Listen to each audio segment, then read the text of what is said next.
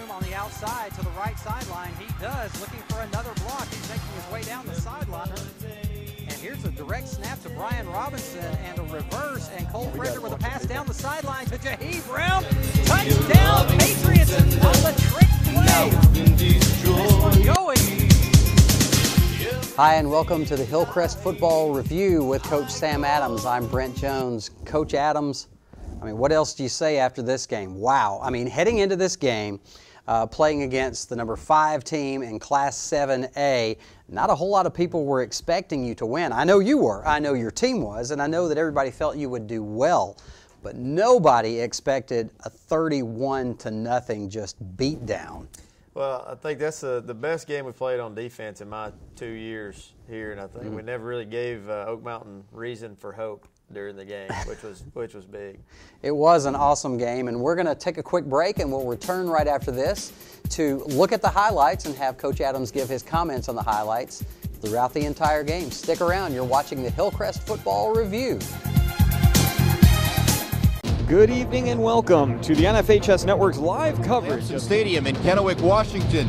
This is where legends are made. Beautiful Longmont, Colorado. We are ready and set for the Class 3A. Stage is set, coming to you from Detroit, Michigan. We're in the heart of downtown Jackson, Mississippi, a Veterans Memorial High School in Southbury, Connecticut. We've got a great game here planned.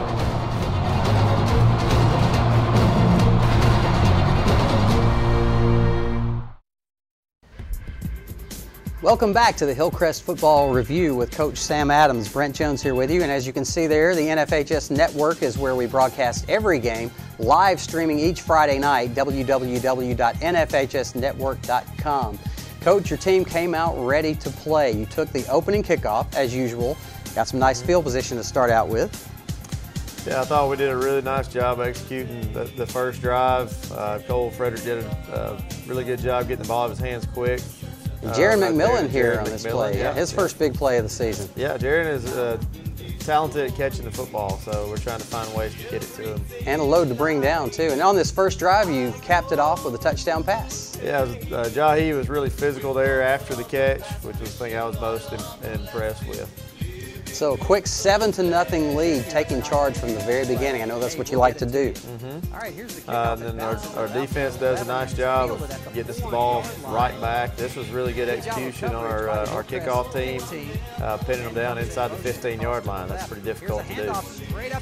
And here on this first possession, it was such a defensive game. We have a lot of defensive highlights today, which I really like to see. Yeah, it's going to be difficult to pick out who's making a tackle on a lot of these because we tend to have a lot of hats around the football, which is a good thing to have. So the defense holds them, forces them to punt after that first possession, and a nice little punt return coming up here. Yeah, Kagan did a nice job of kind of setting up his wall right there. We got a couple of good blocks. The guys did a good job of not hitting guys in the back right there. Yes, we commented on that. Right.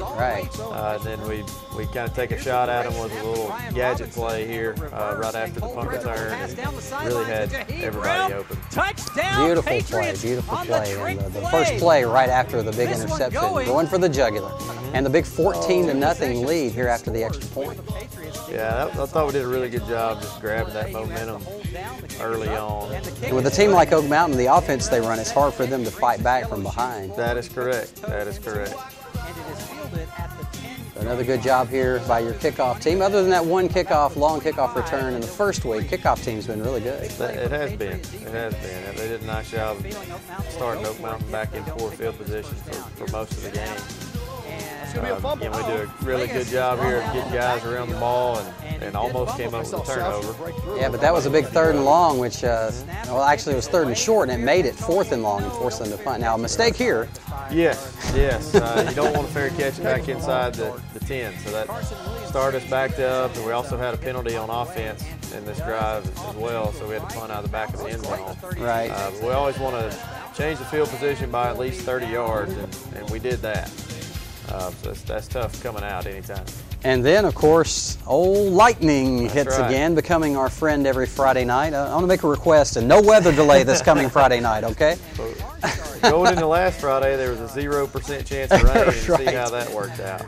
Right, so you started off after the delay with a punt. That was nice coverage there. I think they had about a 6-yard return. which is, you know, we're looking for anything less than 10. And here's the play. Oh my goodness. That was a really nice hit by Carson Williams, and then, you know, it did get us set up on about the 6-yard line, and, you know, we knocked it in after a couple plays there. Carson was our well, actually our player of the game, not just defensive MVP. Yeah, our defensive game plan was set up for him to have a big night, and he performed well. He definitely came through for sure. It'll take a lot more coming up against Clay Chalkville. We'll talk about that more in just a few minutes. Let's enjoy reliving this one first. This is another good location on the kick there. Does he surge for where he wants to put it based on where they're lined up? Well, we call it from the sideline. Oh, okay. Pulls back the pass, looking downfield. He lets it fly to Brian Robinson. He gets a block from Corey Mayhew. He's down the sideline. This could be trouble. He's going. He's at the 40. No, he's run down at the 38-yard line. Keeping up with statistics is We probably were able to preserve Brian a little bit in this game. I thought Letarius Ruffin did a good job. Now it's halftime here, as you see, short halftime. The players come back out and warm up only after about 10 minutes or so. We get going to the second half. But like I was saying, Letarius Ruffin came in and filled in nicely for you for Brian. He did. He did a really nice job. He ended up being our leading rusher on the night. Yeah. Here's the kick.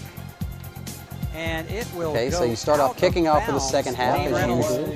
Legas takes the snap, we'd rather drops not back, kick that looking one for out the of bounds. slant, and intercepted by Kagan Campbell. He's got some room Kagan down had the a really nice sideline if he play can make a there. move, Did a but good he job is of driven staying on out. the alignment. Believe me. And the quarterback never really saw him over there.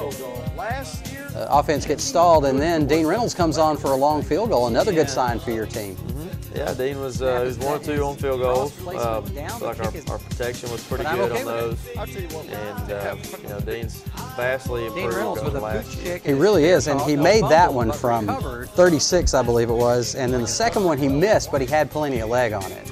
Yeah, we feel really good about him from about 42 yards. What a play! And what a brilliant play right here. There. Who is that? Keontae Taggart makes the Keontae interception. Taggart, yeah, very, very smart. Well coached. Knew what to do in that situation. And here a long looking pass. deep down the sideline for Torrey Corey Mayhew. Mayhew, and it is caught at the 30, all the way down to the 26-yard line. Down and 15. Ran by the guy. From the 31-yard line. Here's the snap. Handoff to Letarius. And then Ruffin with Letarius, some as room, we were mentioning, showing his finding the speed hole, around showing the left speed end. there. Yeah, He'll did a move nice it down job finding to that vertical cut, and our lineman did a good job of covering the guys up on the perimeter. Cole looking across the middle, and And then Jaheed another completion. makes the Receivers catch are in not traffic, big guys, takes the but hit, they're not holds scared on to go across the middle. Yeah, we asked them to get in there a lot. Of course, this was illegal touching. We didn't really understand that. We had an It's a alignment lineup issue, issue. yes. Our receivers over there both reported the last one. as being on the line. Placement is down, the kick is up, and the kick is Gotcha. So you had to try for the field goal, and as you can see there, plenty of leg, just a little bit off to the Here's right. And then the defense again.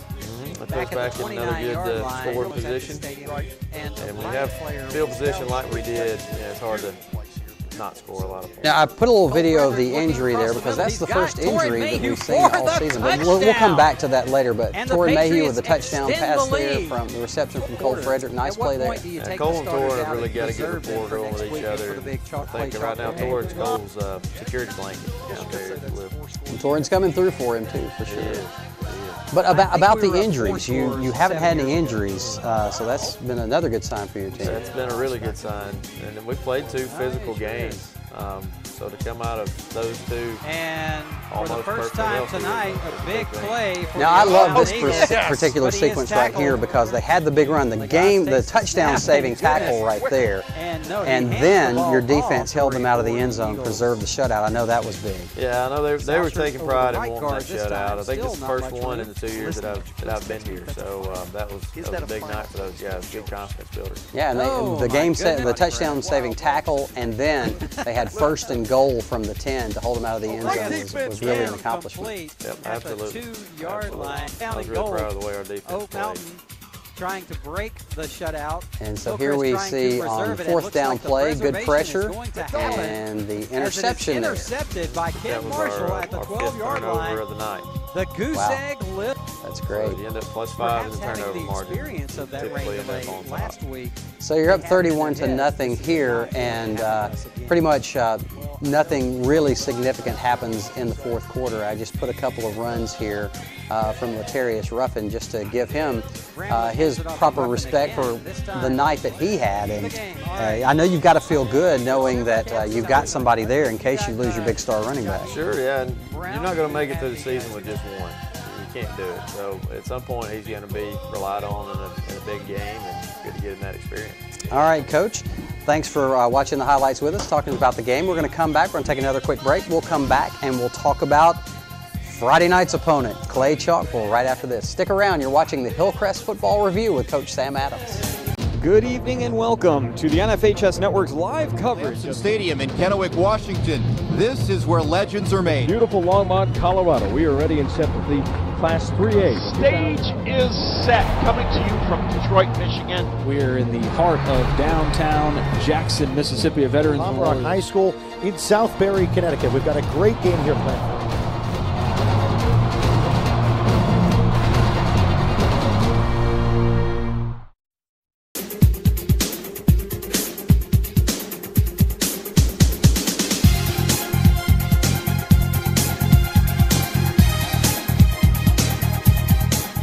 Welcome back to the Hillcrest Football Review with Coach Sam Adams. Coach, great win Friday night, but it's in the past, and I know as you coaches say, you got to take them one at a time, and taking this one at a time means you're taking on number one at a time. Talk about Clay Chalkville. Well, they're arguably the best team in the state right now, regardless of class. And so we'll have our hands full. They got a lot of weapons on offense. They have two big receivers on the outside. I believe one's committed to Alabama right now, and the other has a whole bunch of offers. The quarterback is one of the best in the state. He can run and he can throw. Defensively for Clay, they only have two returning starters, but they're a lot bigger than they were last year. And so, you know, the difference in wingspan for those guys is a factor. They can cover a lot more ground this year, so we'll have to really come out and play well. All right, it's going to be a tough one, and we'll be back next week to review the highlights of that game, hopefully a win for the Hillcrest Patriots. Thanks for joining us today.